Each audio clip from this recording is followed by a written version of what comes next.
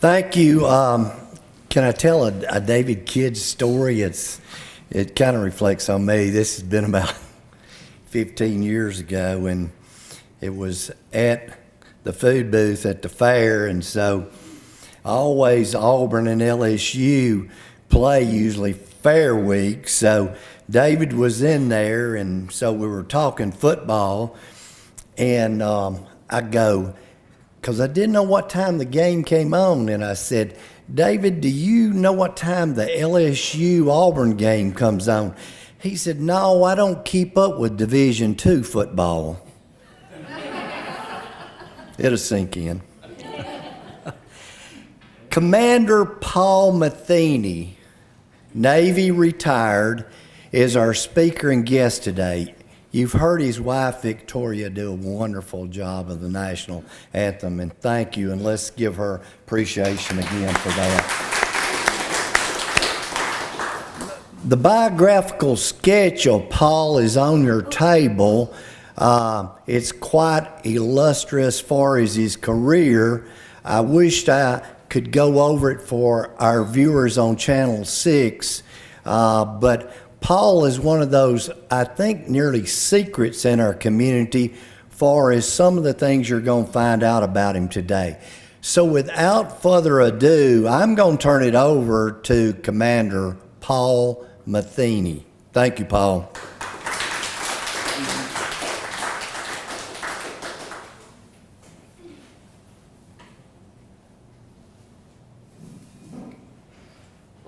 I want to thank the mayor for inviting me. We met at the chiropractor's office.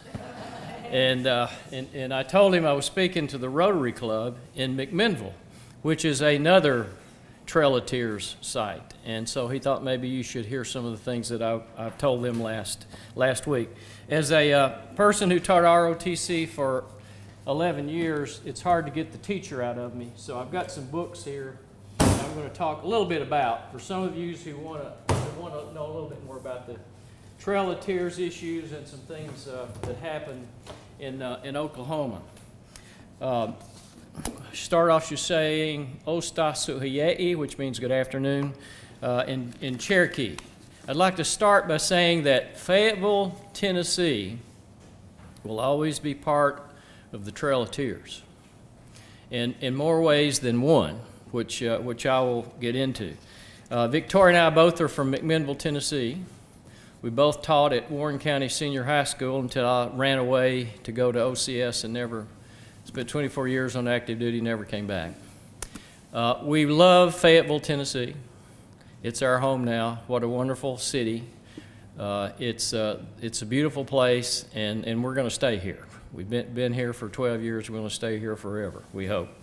I think I should start the discussion today by pointing out that we usually see American Indians as what I call John Wayne Indians, and that's wearing the full eagle headdress, having a big discussion in the teepee, saying very wise things around the campfire, or attacking the wagon train. Okay, the Indians east of the Mississippi River, especially in the southeast, did not live in teepees. They didn't wear eagle headdresses. They lived in things that would be very similar to a cabin, a pioneer cabin. And they did wear some eagle feathers, but not a whole lot.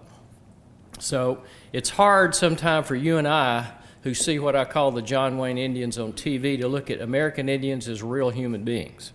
There were 293 tribes in the lower 48 states, 200 in Alaska, all with different cultural beliefs. The dilemma in studying American Indians is probably, I think, best described as looking through the window of the American soul. You see the best and you see the worst. Now, my interest in the Trail of Tears really didn't come from anything that I got in high school in McMinnville. In McMinnville, there were 3 separate detachments of Cherokees who came through McMinnville and stayed, camped out.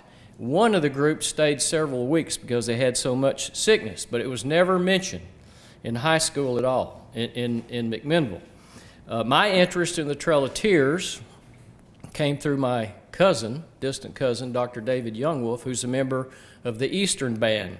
Cherokees. David had done several years of research on various Cherokee groups, and he had information that I had never heard of, some of which I'll share with you today. Now, I had taken all of the required courses I need in University of Tennessee for a degree in business, so I was taking what I wanted to take my last semester. So last 2 semesters, I took Cowboys and Indians, I called it.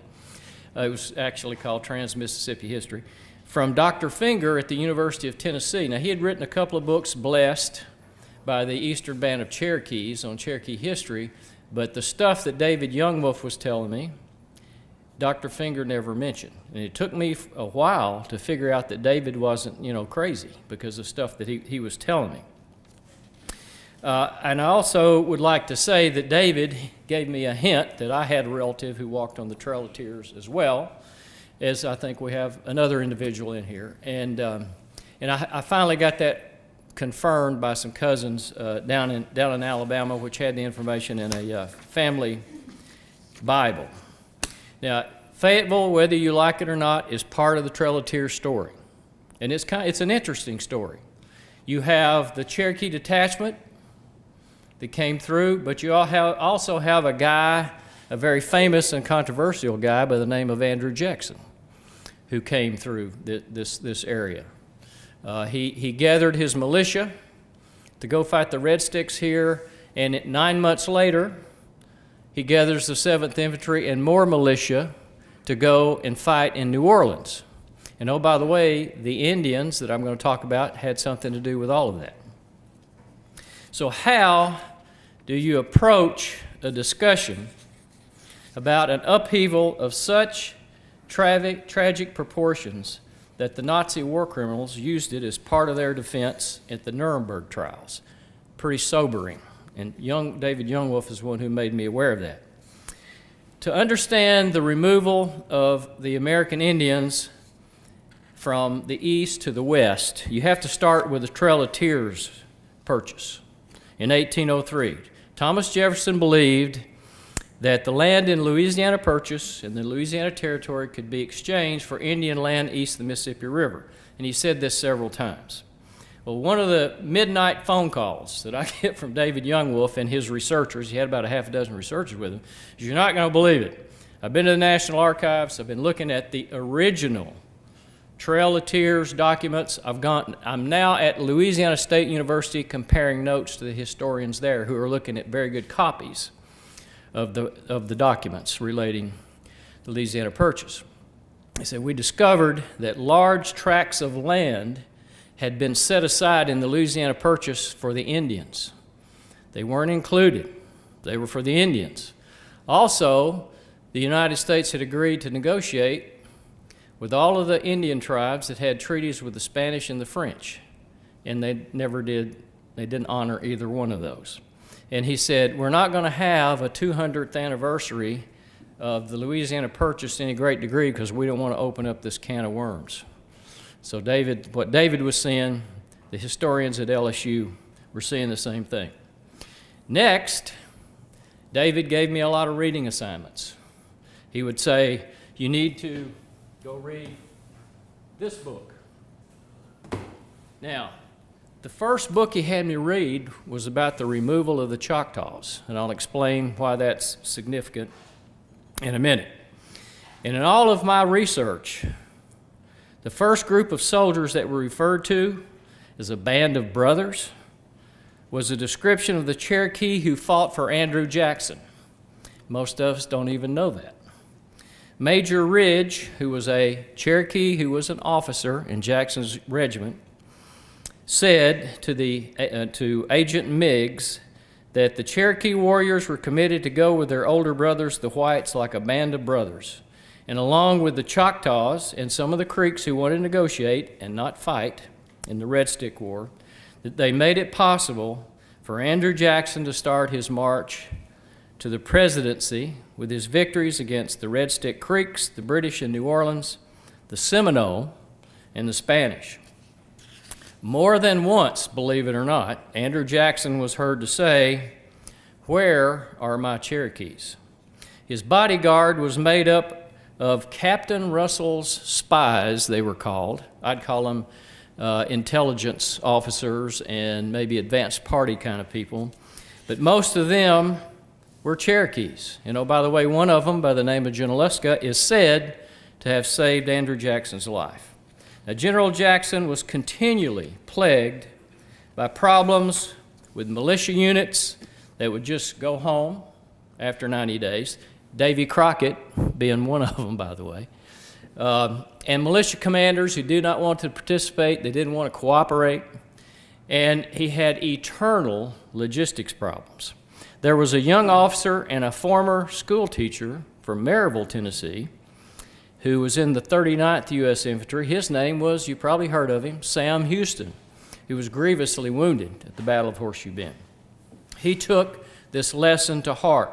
Now, if any of you have seen the Alamo movie of 2005, or you've seen in that movie, he makes a big deal, Sam Houston makes a big deal of, I'm the commander of everybody, or I'm the commander of nothing. And he got that lesson from what Andrew Jackson had to suffer through.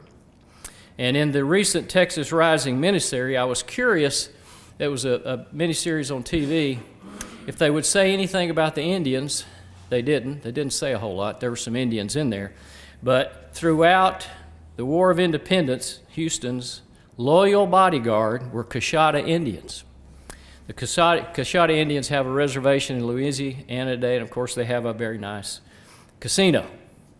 So who and why would Cherokees fight for Andrew Jackson? That's a very big question. And I explain it this way. The Cherokee Warrior Society advanced himself through hunting, being a vicious stickball player, or through warfare.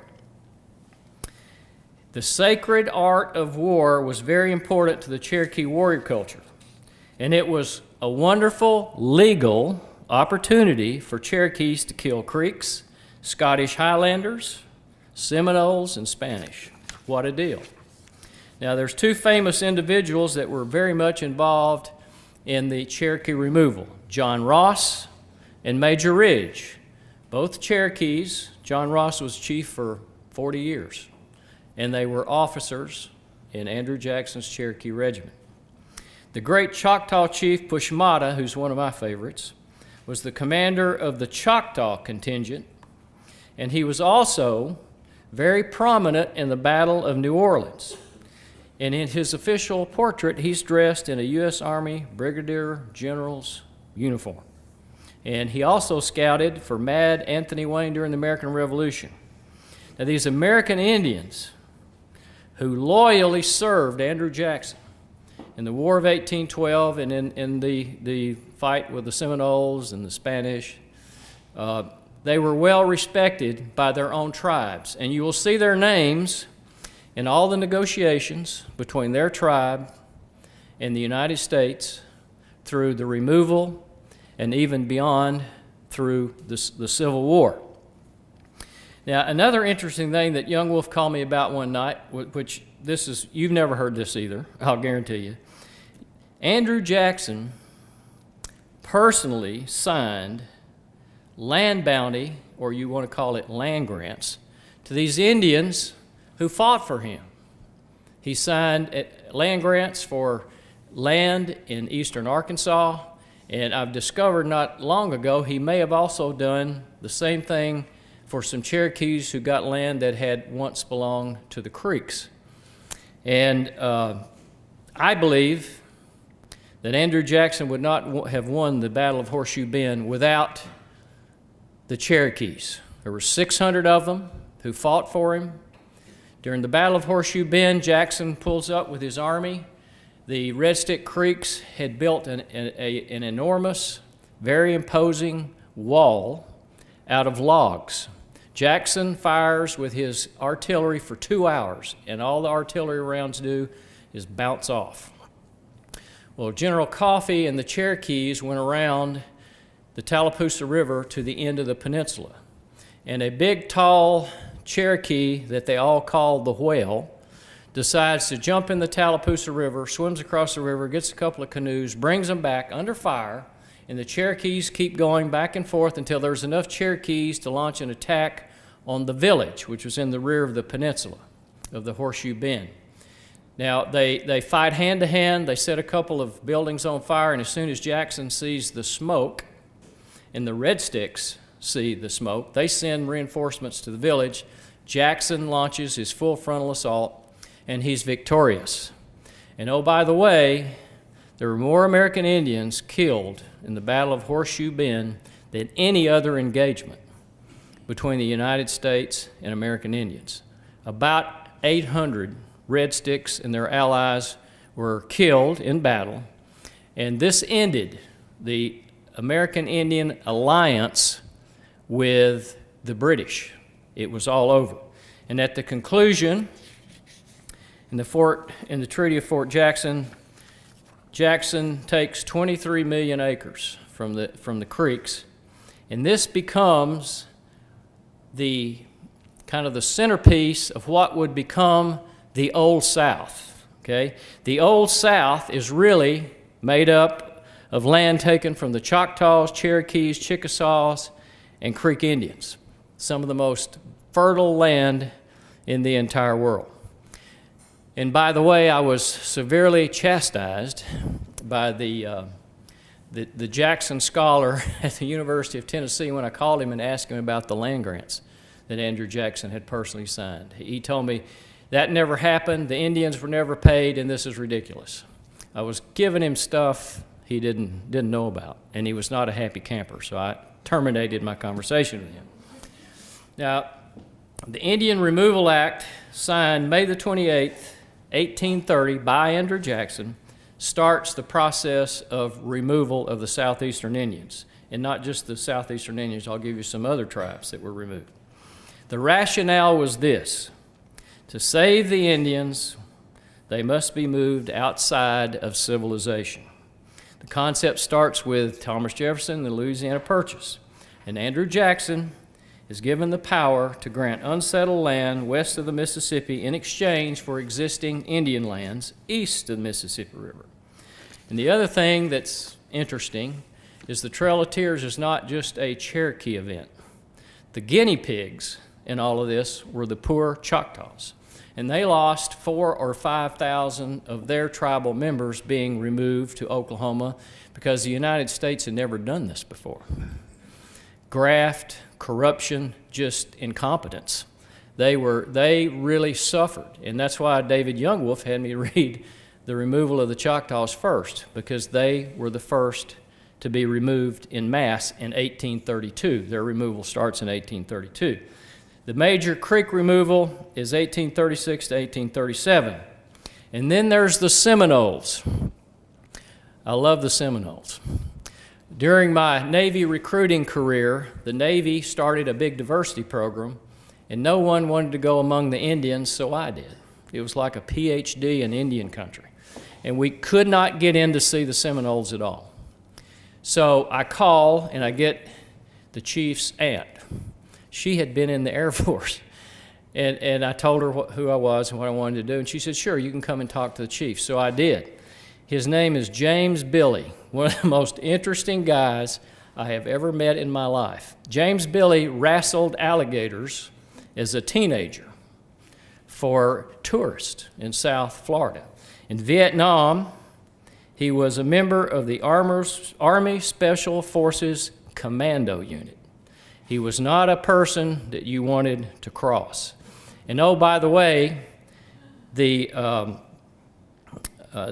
Florida State University agreed to pay him $50 million over 10 years so they could remain the Florida State Seminoles. I found that pretty interesting.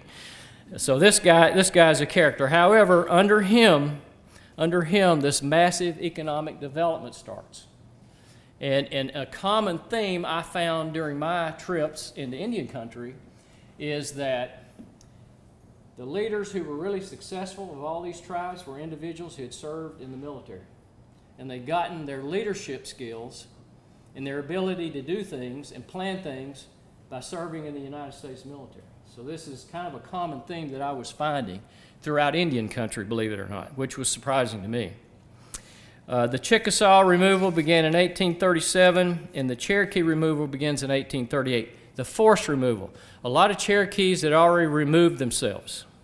The treaty party basically had all removed itself, and they went by water.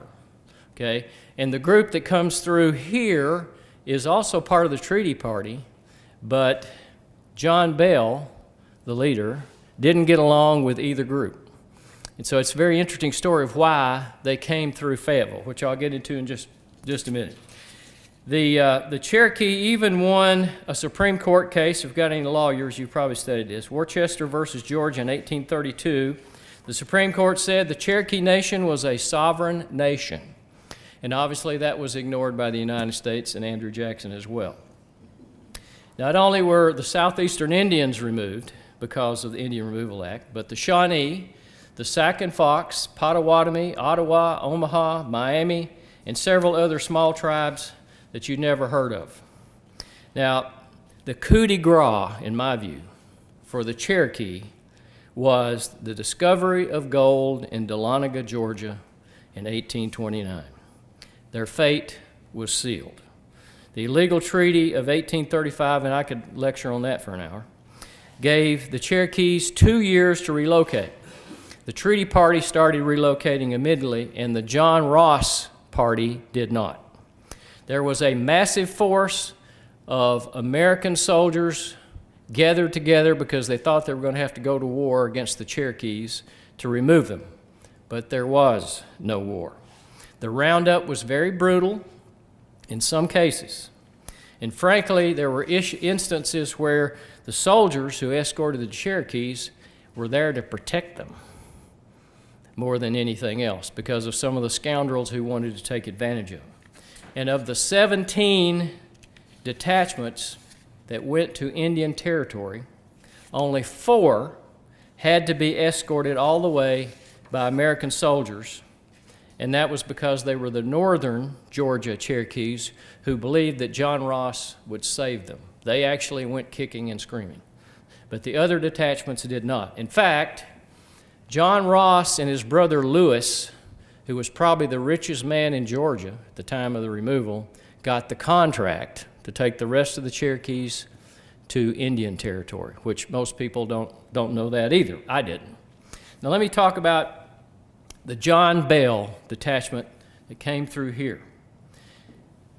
There were 660 people, 56 wagons, 318 horses that passed through Fayetteville. So when they camped here, you can imagine that the locals paid attention to what was going on. That's a large group of people. And Lieutenant Dease, who is mentioned in the stories here, was a U.S. Army quartermaster who was the Army officer who led the detachment. We know he stayed here. They stayed here a few days because on October the 27th, 1838, Lieutenant Dease bought shoes, food, blankets, feed for horses and oxen, flour, cornmeal, candles, and various supplies from the local merchant, Norris Clements, and local farmers. The Bell Route is now part of the National Historic Trails list. Although Bell was a signer of the Treaty of 1835, which gave up Cherokee land east of the Mississippi River for land in Indian Territory, he did not get along with the treaty party leader, Major Ridge, or obviously the Ross Party and John Ross. So what do they do with this group? They take them by land, okay? John Bell and his assistant, William Bowling, left Fort Cass near Calhoun, Tennessee on October the 11th, 1838, and they arrived in western Arkansas January the 7th, 1839. He lost 21 of his party died from various diseases. The trip was 707 miles. He took what we call today the Southern route. Lieutenant Dease paid the bills. Bell and Bowling led the detachment. Why did Lieutenant Dease move them through here? It's a very good question. He moved them through what they call the Southern route to ensure that John Bell's treaty party group did not cross paths with any of the Ross party detachments. They were mortal enemies. The Ross Party, of course, was adamantly against the Treaty of 1835. So the Bell Group travels basically Highway 64 until they reach Highway 15, and they took Highway 50, what's Highway 15 today, into Memphis. They crossed the Mississippi River near the I-40 bridge, then on to Little Rock, and then into Indian Territory. Now, there were 17 detachments of Cherokees that were removed. Only 4 required military escorts all the way. And as I said, the Georgia Cherokee did not go quietly. They were taken out of their homes at sometimes gunpoint and bayonet point, dumped in horrible stockades and forts where there's no food, water, under horrible very unsanitary conditions. Most of the deaths, according to David Youngwolf, and I think he's right, occurs in the stockades from disease with no medical help, little food, little shelter. David estimated a little over 4,000 Cherokee died during the removal. About 1,200 actually died on the trail.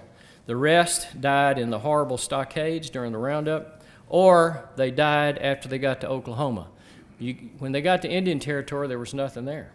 It was just a wilderness, so they had to start all over again. Lieutenant Deese is an interesting person.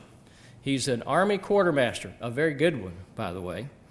He escorted 2 detachments by the water route, and he was the only military escort who took a detachment of Cherokees to Oklahoma, and there were no casualties. So this guy was pretty good. He spent 20 years in the Army and unfortunately drowned in the Rio Grande River while trying to escort wagons and supplies across the swollen river in 1848 during the Mexican War. How unfortunate, because he was a very good officer. And like all good quartermasters, he kept a journal of the Bell Route. And this is from his journal. We pursued the direct road through Fayetteville and Pulaski leading to Memphis, part of which we found very rough, but our rate of traveling averaged between 10 to 12 miles a day. And in Memphis, he hired Benjamin Raggs to produce 17 coffins and bury 17 Cherokees for $3 each. So for $3, he got a coffin and he buried him. And then a little later, for some more sickness, he pays $12 for 4 more coffins, including the burial. So somewhere close to where the bridge goes across from Memphis to West Memphis across the Mississippi River, there are 21 Cherokees buried. And I'm not sure they know where they are or not. Now, the Treaty Party, which would be the Major Ridge faction, and the Ross Party, who opposed the treaty, their rivalry still exists in Tahlequah, Oklahoma, this very day. Okay? As soon as the Cherokees get to Oklahoma, there are assassinations, and they basically have a Cherokee civil war. Horrible, murder, all kinds of problems until 1845. And they had what they called the Treaty of Reconciliation, where they decided to come together and stop killing each other. In my view, Cherokees have killed more Cherokees than anybody. So how do we frame this event? And to start off, I think we have to remember what the philosopher George Santana said. Those who cannot remember the past are condemned to repeat it. I think it's still important today as the day he said it. Now, if you were lucky enough to be around the Cherokees when they camped out on Avon Street, and you can imagine it had to be a very large area. As we found out in Tuscumbia Landing in Sheffield, Alabama, the local population was surprised and astonished by these Cherokee Indians having religious ceremonies. And if you stayed around long enough, you would hear them singing a song, which today is what they consider their unofficial national anthem. So I'd like for Victoria to come up and sing the unofficial Cherokee Nation national anthem.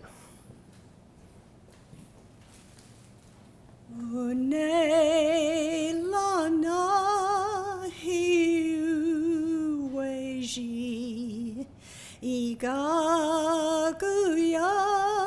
hey nakwojosa we you lo no say igaguya hona. I say no uneje you no do lena tali neda jilu jili uda neu neja. Amazing grace, how sweet the sound that saved a wretch like me. I once was lost, but now I'm found, was blind, but now I see.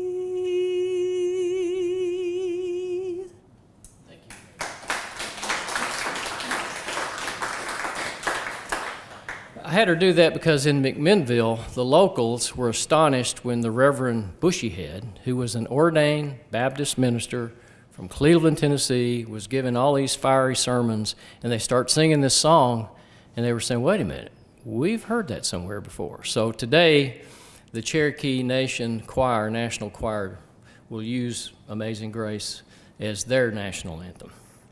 Now, I believe that we have to see the situation for what it was. Land was the key to wealth in the 1800s, and the American Indians had most of it. And the methods used by land speculators and the United States government to get the land was disgraceful. And actually, I did a little more research. Andrew Jackson worried until the day he died about how he would be remembered regarding those Indians who helped him on the road to the presidency. His body servant George stated that while suffering failing health, he had discussions with members of his family about what his legacy with the Indians would be. Now, he personally signed land grants and land bounty, if you want to call it that, for the Indians who served him well in his campaigns against the Creeks, the British, the Seminoles, and the Spanish. Andrew Jackson sent 3 orphaned Creek children to the Hermitage. 2 went to live with family members, and Lacoya, who was the oldest, remained at the Hermitage, was educated until his death from tuberculosis. Now, he was somewhere around 17 or 18 years old. Nobody's really sure, but that's about the age. And there's another interesting story that David Young Wolf tells me at midnight. The story of Sequoyah and Andrew Jackson. Andrew Jackson is no longer the president. Sequoyah writes Andrew Jackson a letter. My general and good friend, Andrew Jackson.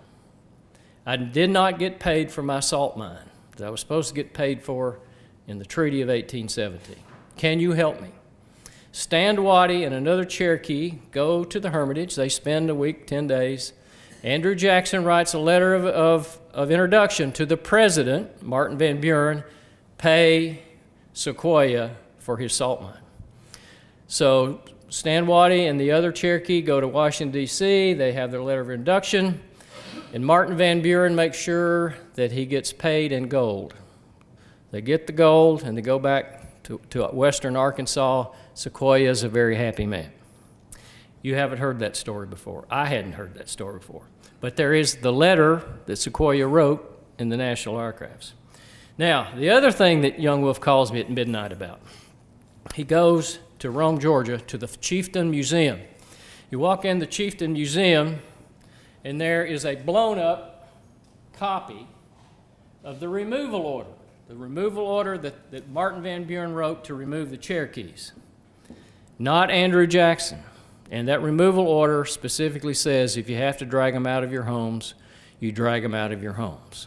So Andrew Jackson did not say go in and take people at gunpoint and bayonet point out of their homes. It was Martin Van Buren.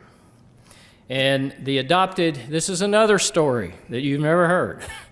The adopted Cherokee, Sam Houston, sent a letter to some of these Cherokee veterans who had settled in East Texas.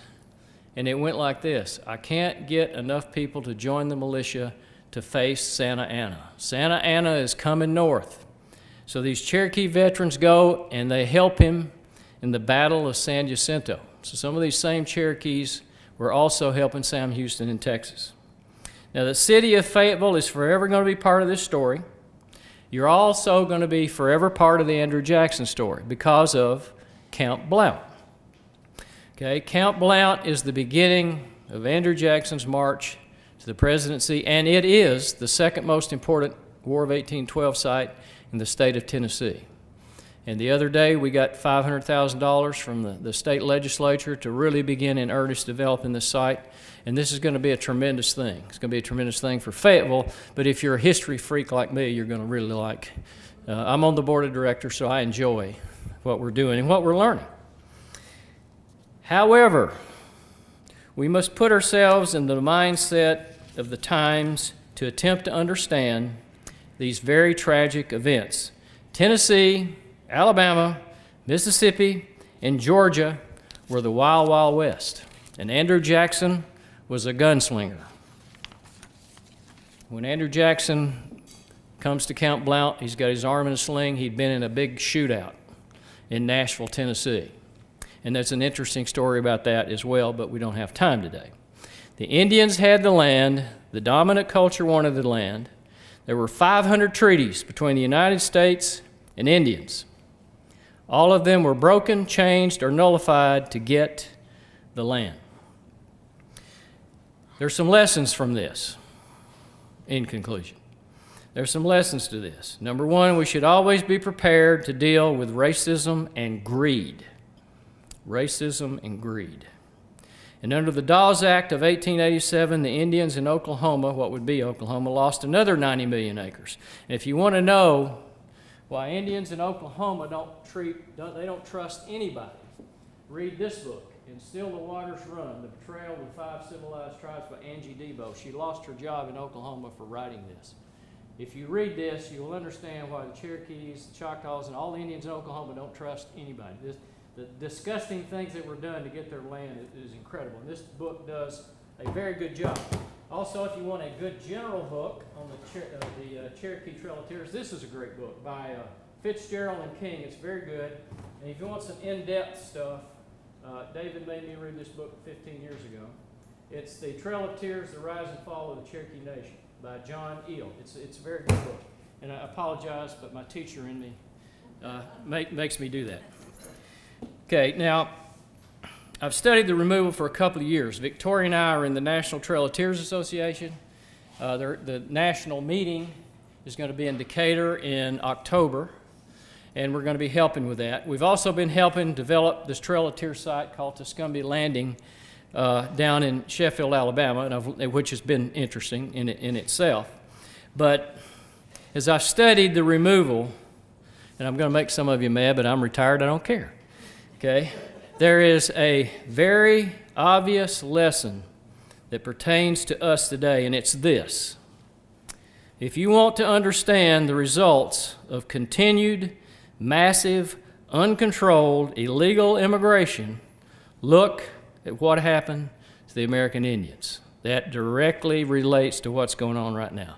Thank you, and thank you for your attention and for inviting me.